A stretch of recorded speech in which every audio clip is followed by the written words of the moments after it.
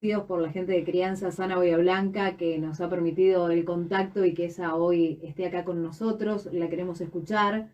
A la licenciada Margarita Marzán, ella es perito psicóloga forense y la voy a presentar como se merece. Es licenciada en psicología, actualmente ejerce en el ámbito jurídico forense, es psicóloga forense desde 2006 y desde 2012 trabaja en delitos sexuales como perito de parte y como consultora técnica en causas de familia. Referente muy consultada en todo el país en causas de delitos sexuales y además, que esto no lo sabía, no tenía este dato, es columnista del diario Perfil como psicóloga forense también, ¿no?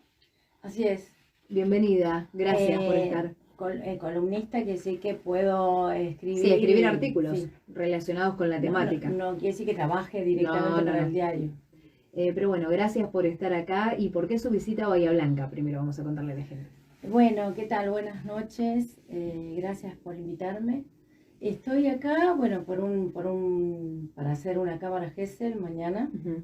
Vengo seguido de la Bahía Blanca para varios trabajos periciales, ¿no?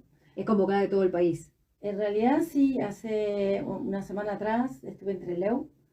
Eh, eh, bueno, me ha tocado ir a Mar del Plata, Mercedes, el mes pasado. Bueno, Bahía Blanca ya estuve, creo que en junio también, y ahora el mes que viene, no sé por dónde estaré, pero sí, trabajo para todo el país, no solo haciendo pericias y cámaras, así asistiendo en persona, sino que también hago informes. De pronto, ahora estoy trabajando para Tucumán, para Jujuy, y a lo mejor después llega un momento del juicio y tengo que viajar también. Margarita, para contarle a la gente que nos está escuchando, quizás nosotros estamos muy inmiscuidos en la temática, entonces sabemos puntualmente qué es lo que hacen los peritos, pero para contarle a la audiencia de una manera sencilla qué es un perito psicólogo forense, cuál Ujú. es su labor, cuál es el trabajo. Usted recién decía para hacer cámara Gesell, bueno, ¿qué es una cámara Claro, Gesell? Por ahí que la gente sí, pueda tener en sí. claro esos conceptos. Bueno, voy a hacer una explicación breve. Dentro de la psicología, la especialización forense, bueno, yo puntualmente, como vos dijiste, trabajo en el área de familia y penal.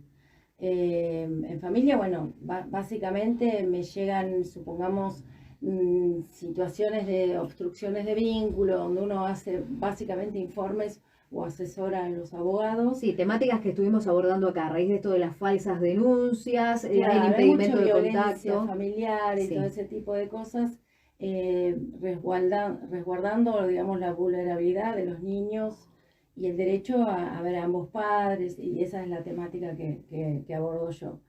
Luego, la parte penal, básicamente lo que yo me dedico específicamente es a delitos sexuales, porque dentro del penal hay varias áreas.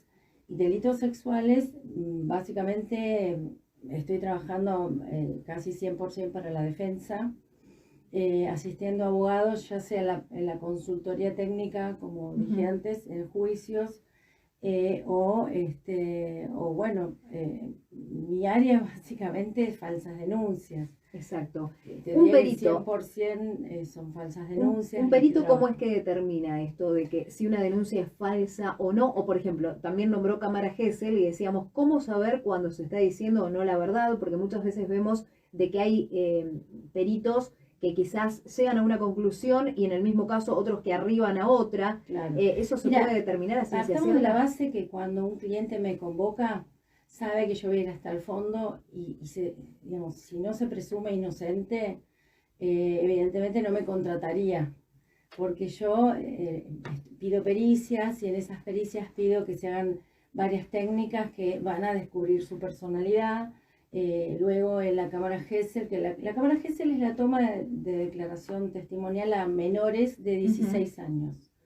Es una declaración testimonial muy cuidada, donde se graba, hay una sala con abogados, magistrados, las partes, peritos, digamos, todo observando desde afuera. No es como esto, digamos, que se ve del otro lado, sino es una sala de circuito cerrado de televisión que se ve a través de una pantalla y se escucha, y se graba de manera que la declaración del niño sea una sola vez. Esa es la idea. tiene que estar muy cuidado con protocolos para el tipo de preguntas que se hagan, cosa de no contaminar, de que el niño no sea victimizado, seamos muy cuidadosos todo eso. Entonces yo participo de esas pruebas, que digamos, no son pruebas, pero tienen validez de prueba, para garantizar que eso sea llevado a cabo como corresponde, con el protocolo correspondiente, y luego hago un informe de validez de ese testimonio. Esto es muy meticuloso, digamos, es muy científico lo que hago yo, de manera que se pueda diferenciar lo que es un relato realmente experimentado de un relato inoculado o implantado, que es lo que Sí, o manipulado, ¿no? manipulado, claro. Entonces hay varias técnicas para determinar eso. Eso le iba a Por eso preguntar. digo, yo voy hasta el fondo. Porque muchas veces decimos los chicos no mienten, pero vemos la cantidad, porque no lo digo yo, o sea, lo dicen o las estadísticas o lo dicen los organismos Es de que falsas los denuncias chicos, que o sea, hay. Sí, los chicos ¿Cómo se mienten, detecta eso? Pero en estos casos de situaciones de implante no mienten. Claro, cuando hay cierta manipulación por parte de uno de sus Ellos progenitores. creen que eso sucedió, que eso es lo grave. ¿Por qué? Digamos, Perdón, vos dijiste sí. ellos creen que sucedió, no es Exacto. un relato, o sea, El punto es este, digamos, los niños mienten y eso es dicho por muchas líneas psicoanalíticas y no psicoanalíticas porque incluso existe el fantaseo y demás. Pero en este campo de los relatos implantados, voy a hacer una breve explicación de cómo funciona la memoria. La memoria no es fija, es maleable, se puede alterar. Entonces, hay una doctora que se llama Elizabeth Loftus, que del año 90 a esta parte es muy reconocida a nivel mundial, que ha hecho experimentos a nivel científico, esto está científicamente comprobado. Incluso se han hecho metaanálisis. Los metaanálisis son análisis de lo científico para falsear esa información y ver hasta qué punto es válida la información o no. A ese nivel, digo, ¿no? Ellos han comprobado que hay más del 70% de denuncias falsas y de falsas memorias. qué buen dato, Sí. porque nosotros partimos en acá general de también que, está claro, ese número. de que el niño no miente, es lo que dicen.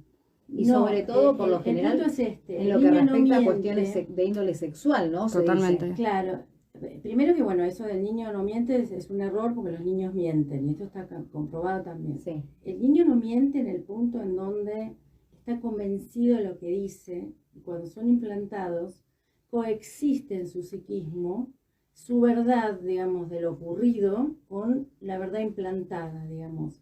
Cuando se altera la memoria, es decir, la memoria se puede alterar por sugestión, por construcción. Basta con preguntar de una forma directiva, capciosa, o con preguntar 2 veces, papá te tocó, para que el niño, supongamos, o niña, o mamá te tocó, porque ojo, tenemos clientes de todo Sí, tipo. sí, totalmente. Para que el niño o niña quede convencido, sobre todo cuanto más pequeños son, más influenciables, ¿no es cierto? De que algo le sucedió con ese padre o madre.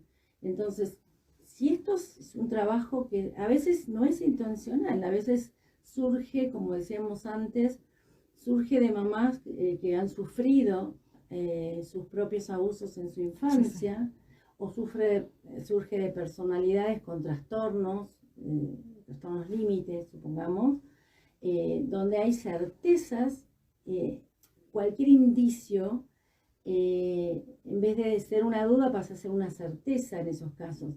Pero además, muchos son el contexto, digamos, que yo siempre le digo, ¿no? El contexto propicio para este tipo de cosas es cuando hay divorcios, separaciones conflictivas, que en el recambio entre va con mamá, aparecen, pero ¿cómo la pasás? Y si hay una novia nueva, o imagínense. Qué difícil.